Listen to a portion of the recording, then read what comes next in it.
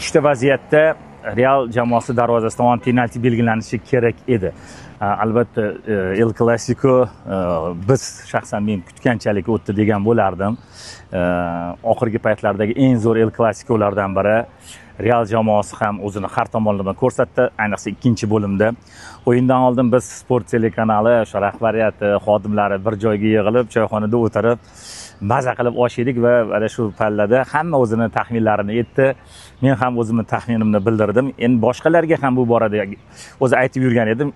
Bu bahsda hech qanaqa yaqqol ustunlik bo'lmaydi Barselonada va o'yin durang uchrashuvning asosiy vaqti durang natija bilan yakunlanadi deb taxmin bildirgan edim. Mana shu taxminim o'zini oqlaganidan, yana bir oqlaganidan juda ham xursandman.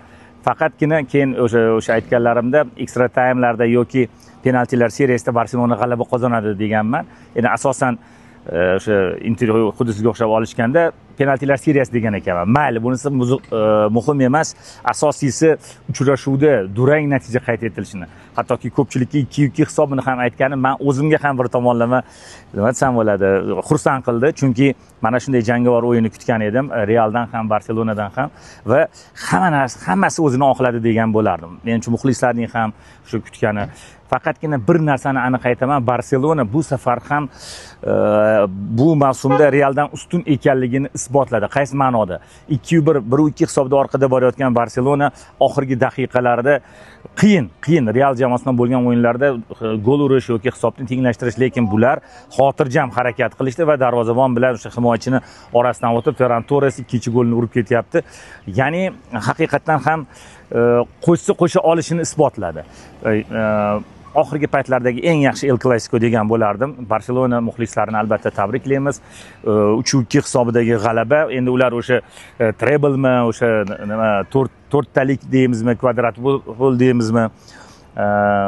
Mana shu yutuqgacha borishga yaqin turishibdi. Va o'ylaymanki, hali Yevropa Chempionlar Ligasida ham ular o'z so'zlarini aytishadi. Murod aka, hakamlik borasida fikringiz qanday? Hakam xatoga yo'l qo'ydi degan bo'lardim. Uchta vaziyatda Real jamoasi darvozasi tomon penalti belgilanishi kerak edi. Agarda Ispaniya La Liga bahslarini kuzatib borayotgan o'sha sharhlovchilar deymizmi, muxlislar deymizmi, mutaxassislar bo'lsa, chempionat bahslarida har safar ham VAR aralashardi, oddiy kontaktlarni ham inobatga olib penalti belgilashardi. Nima uchundir bu safar oldindan kelishib olishganmi?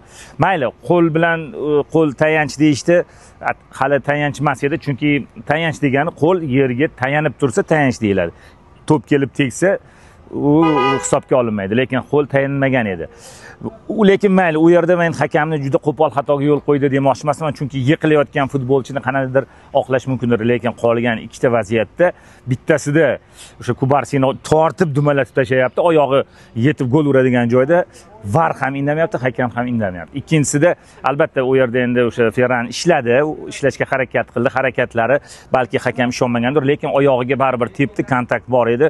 O'sha Ryudigerman ana o'sha vaziyatda ham penalti bersa bo'lardi. Qolgan vaziyatlarda hammasini to'g'ri boshqardi. Hech qaysi jamoaga ataylab yon bosdi demagan bo'lardim. Shunchaki bu vaziyatlarda final bo'lganligi uchun balki biroz cho'chishgandir. Lekin mana o'yinni ham ko'rdingiz, o'yin borasida hamma tomonlama o'sha natija aytib turibdi. Xuddi shu natijaga yarasha o'yin bo'ldi.